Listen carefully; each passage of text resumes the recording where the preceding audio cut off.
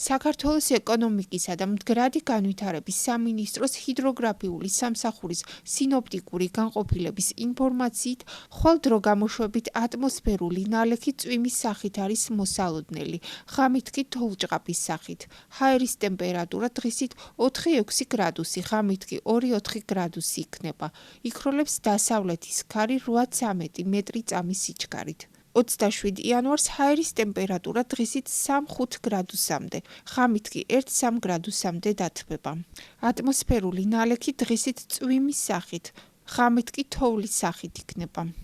იქროლებს დასავლეთის ქარი 8-13 მეტრი წამის სიჩქარით. ზღვის ღელვა 3-4 ბალამდე მოიმატებს.